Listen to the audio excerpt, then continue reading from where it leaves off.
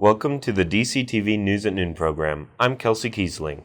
I'm Jerry Tope. The Southwest TV Translator Association underwrites the news, and Dolores County Broadcasting Network provides the support for DCTV. Here at the News at Noon show, we present news we hope you find interesting and report on local issues and events. Give us a call with news tips or topics you'd like to see covered. The number is 677-4119. We appreciate you watching DCTV. Today's show is live Wednesday at noon and usually rebroadcast at 2:30 and 8 p.m. and re-aired on Saturday at noon, 2:30 and 8. Today is February 15th, 2017. Now here's the news. Reported by the Cortez Journal, a bill that would have assisted rural communities wade through the muck of what government assistance was available to them and how to apply for it was killed in committee on Tuesday. Senate Bill 22, or the Rural Economic Advancement of Colorado Towns Act, would have created a position in the Department of Local Affairs dedicated to the coordination of non-monetary assistance for eligible rural communities. It was killed in the Senate Finance Committee on a 3-2 party line vote that saw Republicans vote against creating additional government positions. The bill would also have appropriated $500,000 to create a new grant program, but an amendment was adopted to strike that because of uncertainty about state funding.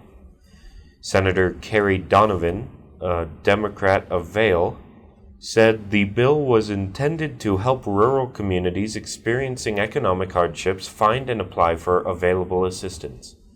This legislation is really a tool for communities. It's not a handout. That's not what they've been asking for, Donovan said. Senator Owen Hill, Republican of Colorado Springs, said the bill was reminiscent of federal measures that adds bureaucracy rather than consolidating. The vote to kill bucked testimony, which included 10 representatives of statewide groups such as Conservation Colorado and the Colorado Mining Association. Senator Tim Neville, a Republican of Littleton, noted that all the representatives who testified reside in Denver. Donovan pointed to a letter of endorsement from the county commissioners of Delta and also said it is common practice for distant counties to have lobbyists speak on behalf of their interests.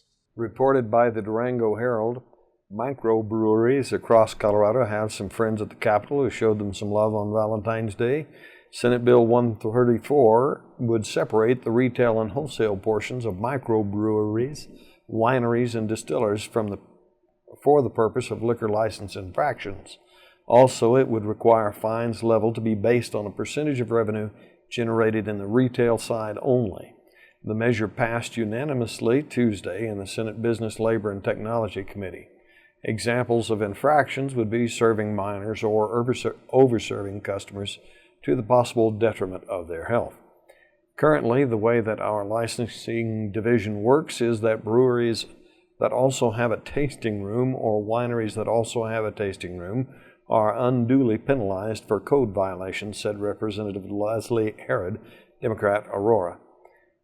Bill's sponsor, Senator Jack Tate, a Republican from Centennial, said growth and diversification of the alcohol production industry necessitates adaptation of laws to ensure they are in line with industry realities. Ron Camerzel, Senior Director of Enforcement for Colorado Department of Revenue, saw the bill differently.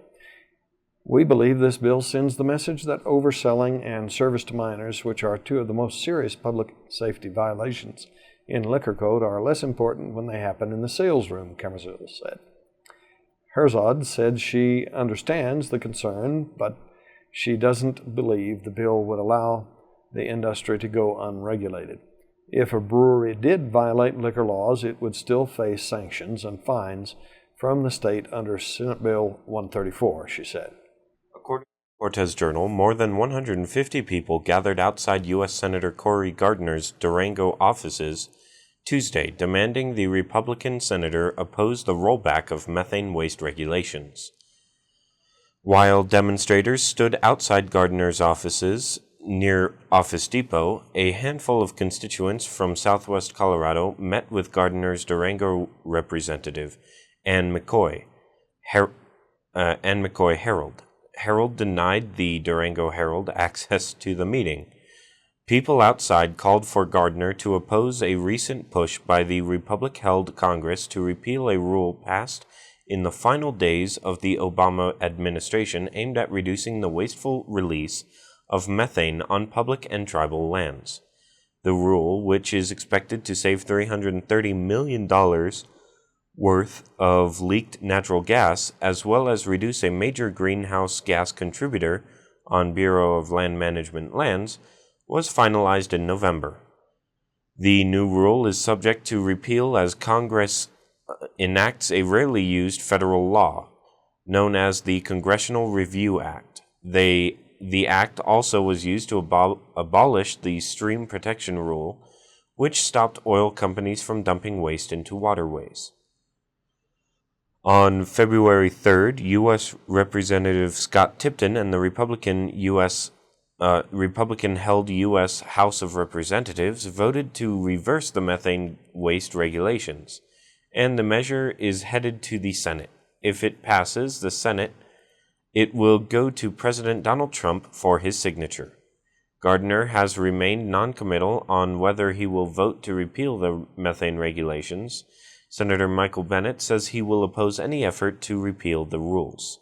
According to the Durango Herald, teachers from the elementary school through college are telling students how to distinguish between factual and fictional news and why they should care, and that there's a difference. Facebook works with the Associated Press, FactCheck.org, and other organizations to curb the spread of fake and misleading news on its network. Teachers say classroom instruction can play a role in deflating the kind of headlines that muddied the waters during the 2016 presidential campaign. I think only education can solve this problem, said Pat Winters Lauro, a professor at New Jersey's Keene University, who began teaching a course on news literacy this semester. Like others, Lauro has found discussions on fake news can lead to politically sensitive territory. Some critics believe fake stories targeting Democratic presidential nominee Hillary Clinton helped Donald Trump overcome a deficit in public opinion polls, and President Trump himself has attached the label to various media outlets and unfavorable reports and polls in the first weeks of his presidency. It hasn't been a difficult topic to teach in terms of material because there's so much going on out there, Laurel said. But it's difficult in terms of politics because we have such a divided country and the students are divided too on their beliefs. I'm afraid sometimes that they think I'm being political when really I'm just talking about journalistic standards for facts and verification. And they look at me like, oh, you're anti this or that. Judging what to trust was easier when the sources were clearer. Magazines, newspapers, or something else, said Keene senior Mike Roche, who is taking Laura's class. Now it all comes through the same medium of your cell phone or your computer. So it's very easy to blur the lines and not have a clear distinction of what's real and what's fake, he said. A California lawmaker last month introduced a bill to require the state to add lessons on how to distinguish between real and fake news to the grades 7 to 12 curriculum. Reported by the Cortez Journal, Republicans in the Colorado House of Representatives shot back Thursday after House Speaker Crisanta Duran said a day earlier that revenue-neutral proposals were not the answer to the state's transportation funding woes. Speaker Duran's call for more taxpayer revenue without any offsetting tax reductions is a complete departure from constructive conversations with Republicans and shows she and the Democrats have given up on a fiscally responsible solution to transportation funding. Assistant Minority Leader Cole Wist, Republican of Centennial, said in a statement released Thursday by the House GOP. Duran said Democrats would oppose a revenue-neutral solution that would take money from other areas of need, such as education funding. In other action Thursday, the Senate and House adopted 31 bills on second reading and 3 bills passed third reading. Included were 14 supplemental budget appropriation requests for various departments of state government. Supplemental appropriations bills are requests for adjustments to funding to make up for shortfalls in original appropriations. The bills will receive a third reading in the coming days before being sent to the House. Also, 26 bills were heard in committees, including Senate Bill 109, which would allow for the use of industrial hemp in animal feed. And now let's take a look at the weather. Thursday evening, we will begin to see high clouds with the first of a series of weather waves to pass through Friday morning. Only light snows are expected north of I-70, and valleys south of that line are expected to stay dry and barely any precipitation even in the mountains. The northeast corner of the state will see the most activity from that first wave, though it won't be much. The National Weather Service says we should still see near 60 here in DCTV country Friday. From Friday evening on the Weather Service, people say that timing is complex and uncertain, so sometime Saturday a stronger trough will push southward and some light precip should occur in the afternoon. Temps are expected to be warm enough for rain and then a break Saturday night into Sunday. Then later Sunday night and into Monday there will be another low pressure system that will by then have been cut off from the main body of that incoming group arriving. And this is where the rub comes in, as it will be either somewhat to our south and not all that wet, or it could be wet and bring snow to all our mountain zones. If you take a look online during the weekend, that will have been decided by then. For our national weather image, it's really calm for the vast majority of the country as that high pressure ridge owns the heart of the nation for a few days. In the northwest, as the current system from the Pacific is giving some rain, freezing rain, and snow, and some heavy snow in the northwest, this will be moving further inland and impact the northern Rockies by tomorrow morning. Across the Great Lakes region, that northern stream originating from central Canada will keep snow chances in the forecast. This will generate another nor'easter near eastern New England by tonight. Less intense than the previous storm. Nevertheless, winter storm warnings are in effect for this event for northern New England. Lake effect snow is also likely downwind of the Great Lakes. California, the rain in the north will work its way down the coast by Friday morning. In our 5-day forecast, according to the National Weather Service, these high temperatures may be exceeded by as much as 10 degrees, but there they are, still near 50.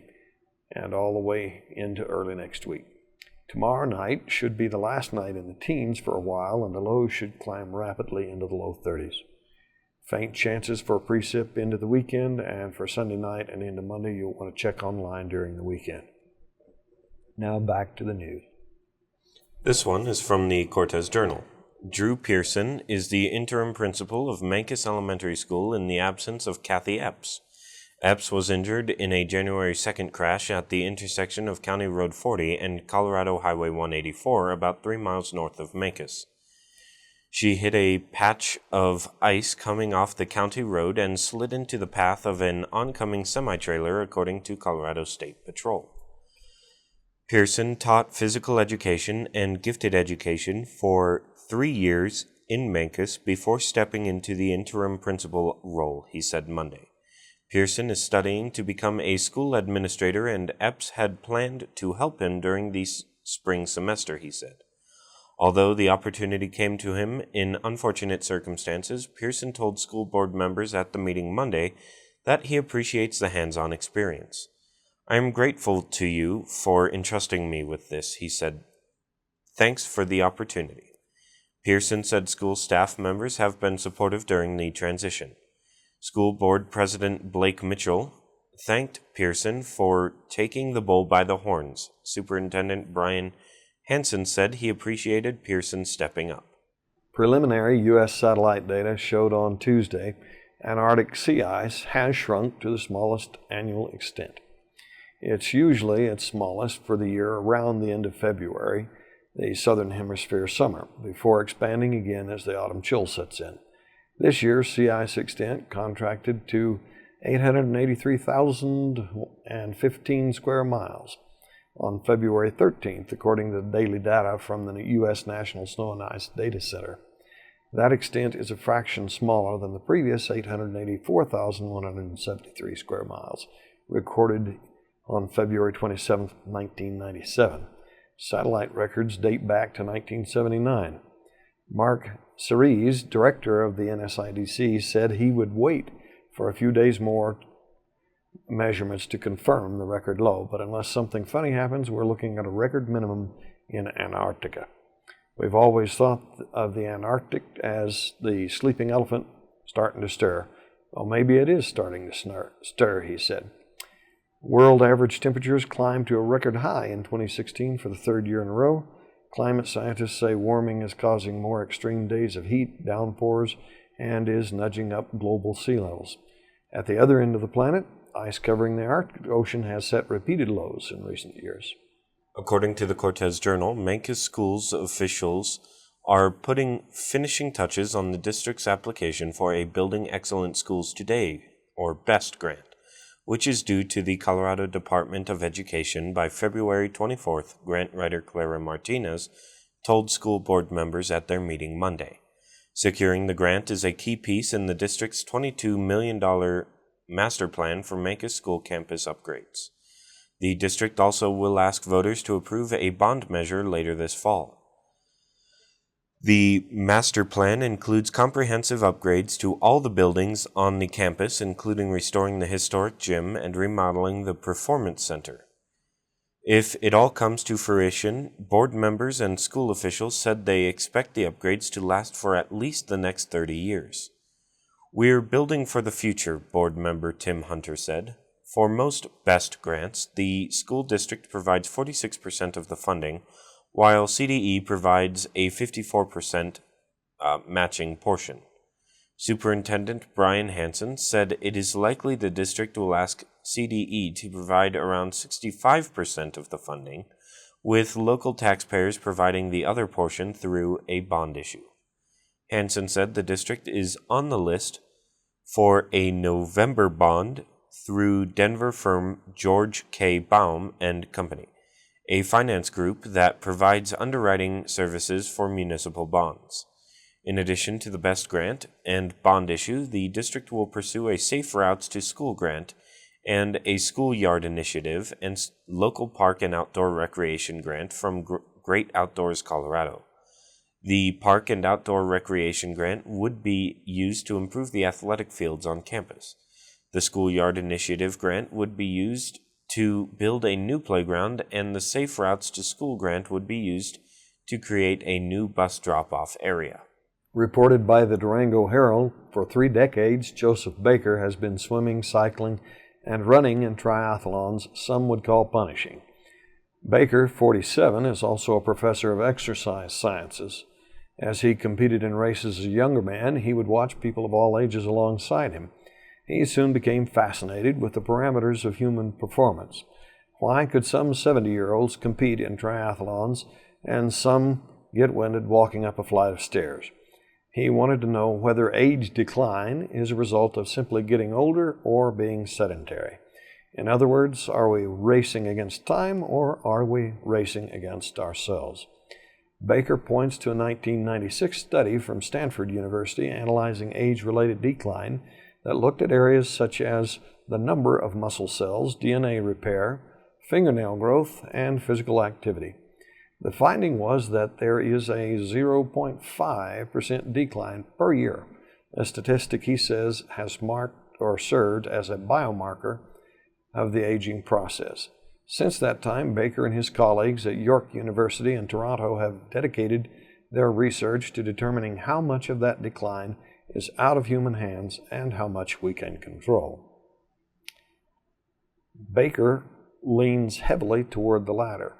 He studies people in their 60s and 70s as they play handball, particularly the goalkeepers, reaching, grabbing, and lunging into the air to stop the ball from going into the net.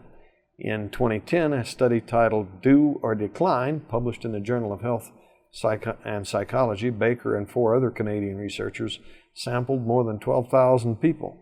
Questions covered everything from health conditions to cognitive capacity to social engagement and physical activity. Results showed that inactivity was a much stronger predictor of functional limitations than either chronic disease or being socially unengaged with life. And now for the Dolores County Sheriff's Roundup for the week of February 6th through the 12th. A town resident reported a dog at large in town. The owner of the dog was able to get the animal safely. An incident in Rico involving an argument initiated a criminal investigation by deputies. Charges are pending. A local resident requested an officer to respond for help with a family issue. A town resident requested assistance with a situation occurring in Montezuma County. A deputy responded to share information on reporting and providing other options. That's it for today's roundup. Stay tuned for continuing updates. Thanks for tuning in. A reminder that this program is aired live at noon Monday through Wednesday, then rebroadcast at 2:30 and 8 p.m., and again aired Thursday, Friday, and Saturday in the same order at noon, 2:30, and 8 p.m. each day, respectively. And check us out on Facebook and the YouTube replays. Like us there, join the local conversation, and share it with a friend. For Jerry Tope and everyone at DCTV with the News at Noon program out of Dove Creek, USA, I'm Kelsey Kiesling. See you next time.